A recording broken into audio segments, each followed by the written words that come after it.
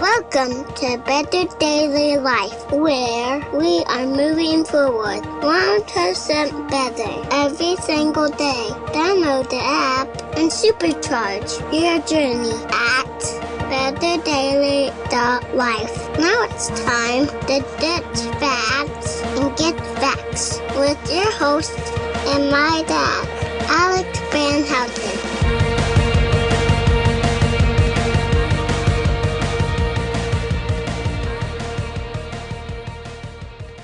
What is up, Betterment family? This is Alex Van Houten in Better Daily Live. Happy Tuesday. It is Nutrition Tip Tuesday, and I'm very excited to go through something from a nutrition perspective to help you on your 1% better journey. And per a request from a member in our community, we're going to go through some macro math.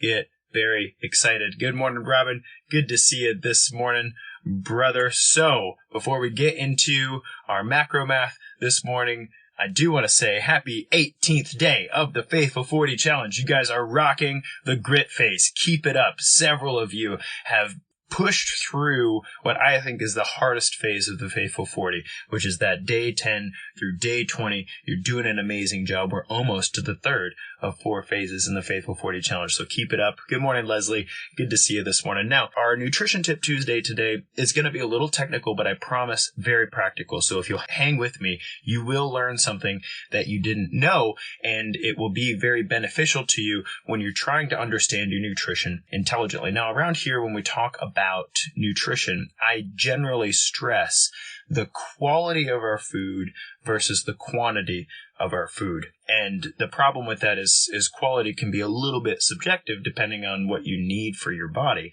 And so today we're actually going to look at food quantities, but we're a little more sophisticated in here. We're not just talking about calories. We're talking about macronutrients and how to understand if certain foods are a good carb source, a good protein source, a good fat source, and knowing how all that math shakes out. And so I have 3 examples that we're going to go through today together. And those examples are very simple. We can get more complex. And if you have a request in the group and you want me to break it down for you and explain it, then please, by all means, shoot that to me. But we've got potatoes, we've got bacon, and we have to do sardines because I love sardines. But these will be 3 examples that'll help us to understand the percentage of different calories coming from different sources, right? So before I get into these math examples, 2 things. First, some backstory. I have a friend who is in this community actually, and he's wrestling with his A1C levels right now. A1C is a measure, a blood value measure that tells us about how your body is regulating sugar over the past 3 months. And so as A1C trends up, that's bad juju. That means there's a lot of oxidative damage on your red blood cells, or at least that's one way to interpret it. And the way your red blood cells get oxidatively damaged is by having consistently high blood sugar. So that means that your body's not regulating sugar very well in your body. Well, there's the medical way of doing things, which is, hey, try to exercise, try to clean up your diet. If you don't, you're going to be on diabetic medications in a few months, maybe even a year. Or there's, from a holistic and nutrition perspective, it's like, okay, what can we do to help your body, 1, regulate sugar better, and 2, get really good at using fat as a fuel source? And there's a number of things you can do for that. But one of the things that is required is an understanding of where sugar and carbohydrates are coming from in your diet and how to consume your foods accordingly so that you're not leaning so much on carbohydrates, which are driving up your blood sugars. And so the second thing that you have to know about macronutrient counting is that we have 3 macronutrients. We have carbs, proteins, and fats. Now, carbs and fats are our primary energy source in our dietary intake. Carbs are like a quick, short-term, fast fuel, whereas fats they're like your long-term fuel source. So carbs have oxygen built right into the molecule, so your body can just dive right into carbs and use those as energy as needed.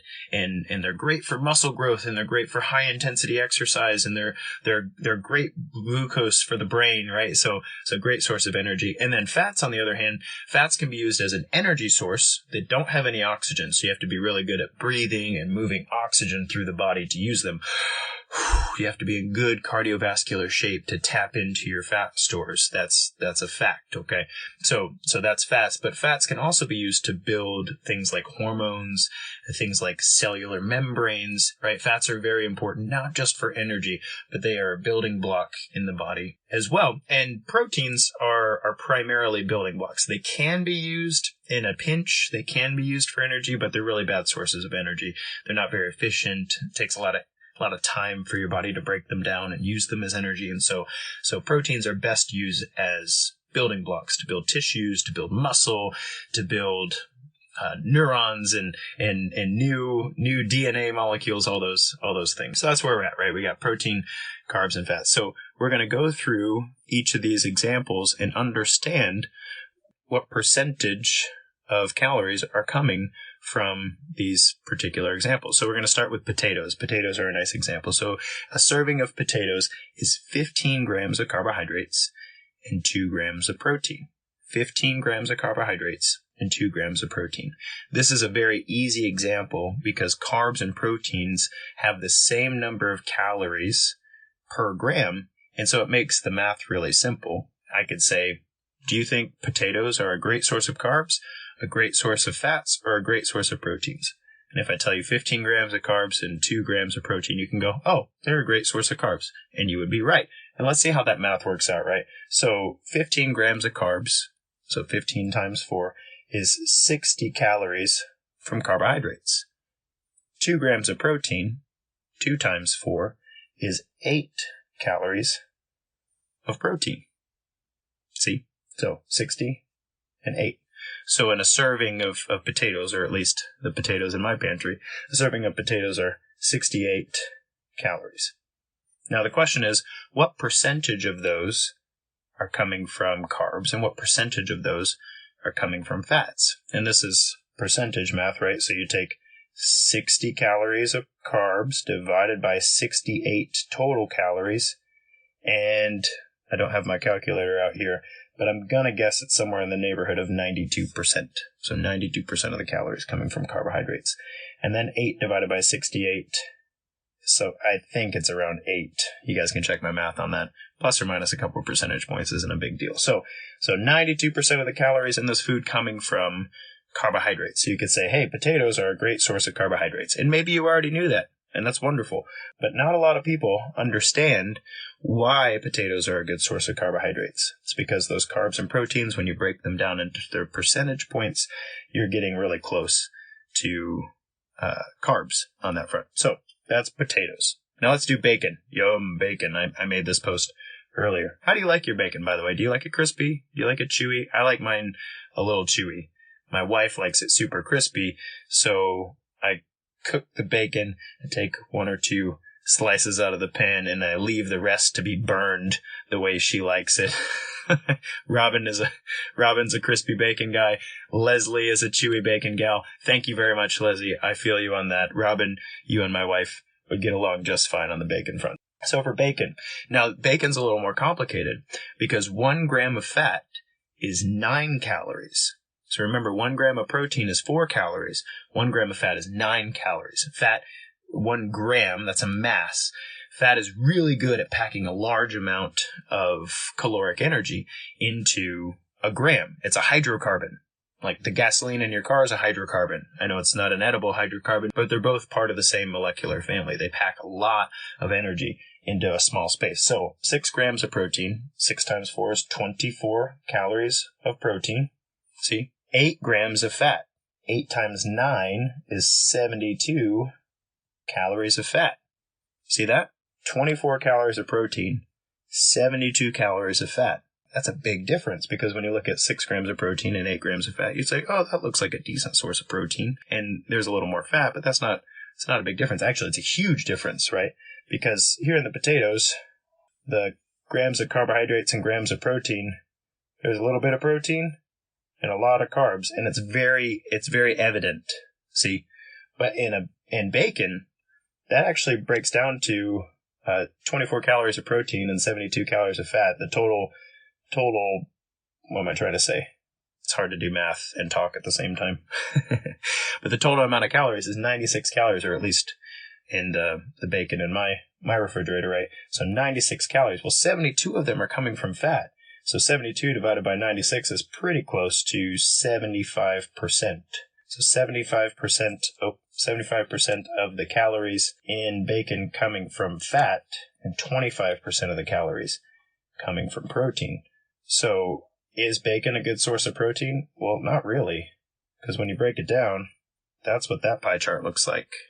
See, bacon's a great source of fat. I don't know if I'd call it a great source of healthy fats or not, but it's a great source of fat. So when you're adding bacon to your breakfast, you're not adding protein. You're adding a little bit of protein and a whole bunch of fat, right, by percentage. So 75% of the calories coming from fat and 25% of the calories coming from protein. Do you see how that can be pretty confusing? Do you see how it's hard to eyeball what the percentage of protein versus fats are? Because the amount of calories in 1 gram of fat is very different from the amount of calories in 1 gram of protein. So that's where people get confused, right? So let's do sardines, because sardines are awesome. So we got 9 grams of fat and 22 grams of protein. Remember, 8 calories per gram of fat. So this is a serving from the sardines in my pantry, right? So 8 times 9 is 72 calories of fat. Look at that. About the same amount of calories from fat as a slice of bacon. Now, I will say the omega-3 fatty acids in sardines might have significantly more benefits to you regarding your nutritional intake than bacon, and that's not even to mention all of the minerals and vitamins that are in your sardines versus bacon. So if you're asking me which one's more nutritious, I'm always going to go with the sardines, even though they're equal from a fat gram perspective. But then, oh, come on, Alex. You guys didn't correct me. There's 9 calories in 1 gram of fat, so 9 times 9 is 81. I did it backwards. All right, so 81, similar, whatever. Point is, 22 grams of protein. 22 grams of protein times 4 is 88 grams of protein. Wow, look at that. Sardines are almost 50-50. 50% fat, 50% protein. Right? That's 169 calories per serving. And when you look at the pie chart, it's about 50-50. Fat on this side, protein on this side. Just slightly in favor of protein. But look at how much protein is required to offset fats to get to 50-50. 9 grams of fat, 22 grams of protein. And you would say, is this a good source of protein in my life? Yeah, it's a good source of protein. It's a good source of healthy fats, too. But it's 50-50. So Robin says, what about eggs? Good question. Eggs. So eggs have 2 parts. They have the egg white and the egg yolk. The egg white is 100% protein with like 0.2% fat or something. And then egg yolks are 100% fat, plus or minus a bit, right? So generally, if you consume an egg, you're getting about 6 grams of protein, a whole egg, 6 grams of protein, and 8 grams of fat. That's why some people would recommend adding some egg whites to your eggs to increase the protein percentage if you're watching out for your fats. Personally, I like to eat whole eggs, which is wonderful. I like to eat whole eggs and just have less fats throughout my day so that they're balancing each other out. Because technically, there's more calories from fat in an egg than there is calories of protein. So if you're trying to elevate your protein intake versus your fat intake, then you might add some egg whites to your eggs or get some whey or 0% Greek yogurt.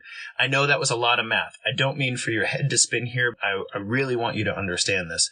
When you are working to balance your macronutrients, and let's say in my friend's case who's having, elevated A1C, he's trying to get his daily intake around 40% carbs, 30% fats, and 30% protein, 40-30-30. That's difficult to do at first when you don't have an understanding of what foods you're eating and what they actually are in relationship to your overall caloric intake. People will say things like, oh, beans are a great source of protein. No, are they though? Are they? You have to have, for a serving of beans, you have 30 grams of carbs and 4 grams of protein, depending on the bean, but that doesn't make them a great source of protein. It makes them a great source of carbohydrates with a little bit of protein sprinkled in. People will say that peanut butter is a great source of protein. Is it though? 16 grams of fat to 5 grams of protein. Peanut butter is a wonderful source of fat with a little bit of protein sprinkled in. And so as we get into the next phase of the Faithful 40 Challenge and we start talking about increasing our protein intake during that time frame, I hope that you'll start becoming aware of and cognizant of where some of these macronutrients are coming from in your diet. So Robin says, what about chicken? And that's a good question. Like, chicken breast is almost completely protein, whereas the chicken thigh is much higher in fat than the chicken breast, and a chicken wing is actually way higher in fat compared to the thigh and the breast. And so like, you can experiment with this. You can go look up the nutrition facts for a chicken breast, and you'll find that about 100% of the calories coming from your chicken breast is protein. There's not a lot of fat, within the chicken breast itself. Chicken thigh is going to have a little bit more fat in it, and then the chicken wing is going to be significantly higher in fat. And then the question is there skin on it? Did you fry it? Right? Because a fried piece of chicken is going to have a bunch of oil trapped in the breading, and that is going to elevate your fat intake as well. So these sorts of things become, and I like nutrition to stay simple, but I love us to have a deep understanding of our nutrition as we make simple habits. And so when you know how to balance yourself out throughout the day, then you can create a simple habit around that. When you're like, I'm going to reach for this snack, like, is that really serving my percentages here? Probably not. I'm going to reach for this snack instead. When this snack becomes a habit, it's not something you have to think about anymore. It's just something that you reach for instead. So I hope that was helpful to you. Leslie says, will you please take a picture of what you just did there, the math stuff, and post it? I'm very happy to do so. I will do that.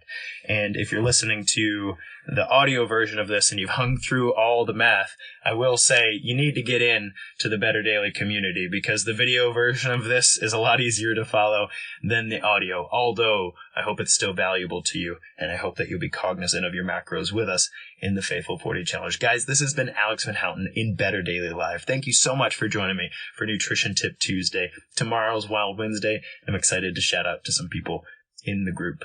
Until then, though, it's just 1%. You got this.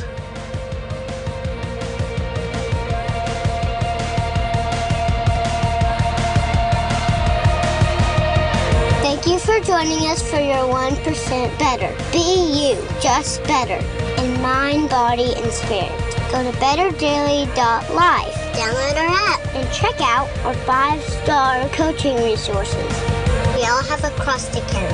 It's lighter when we do it together. Go to betterdaily.life today.